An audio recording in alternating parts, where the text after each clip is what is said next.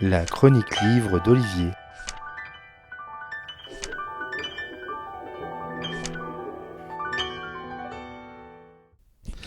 Qui peut prétendre, sans sourciller, connaître tous les atours du cerveau ?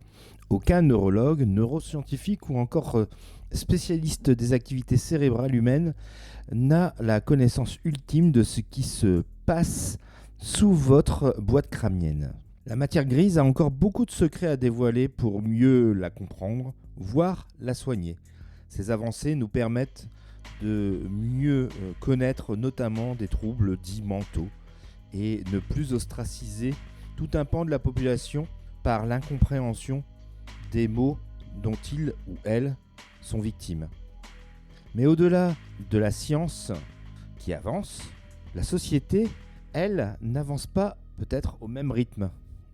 Et ce décalage peut amener des victimes de ces maux à vivre de manière isolée. Tel est le point de départ de La dernière maison avant les bois, le roman de Catriona Ward, traduit par Pierre Cézéziner et paru chez Sonatine. Ted Bannerman vit en solitaire dans une maison elle aussi isolée au fond de l'impasse Needle Street, elle-même près des bois. Gros terrain pour soupçonner Ted de trucs chelous. Et c'est ce que ne manque pas de faire sa nouvelle voisine Dee, qui se questionne sur les agissements de son voisin, dans un contexte où localement, 11 ans plus tôt, une jeune fille a disparu aux abords du lac. Comment faire en sorte de modifier ses préjugés ? Ou à contrario, agir en qualité de citoyenne pour dénoncer, même si les preuves ne sont pas véritablement là. En voilà un roman qui est bien difficile à pitcher, sans crainte de ne déflorer ce qui fait son sel, sa curiosité, son intérêt. Catriona Ward ne prend pas un sujet facile pour son premier récit. Elle se frotte à celui de la maladie mentale sous le regard de l'intéressé, mais aussi la perception du praticien surnommé l'homme scarabée, la voisine dit suspicieuse et la fille du patient, Lorraine, qui n'a pas la position la plus simple.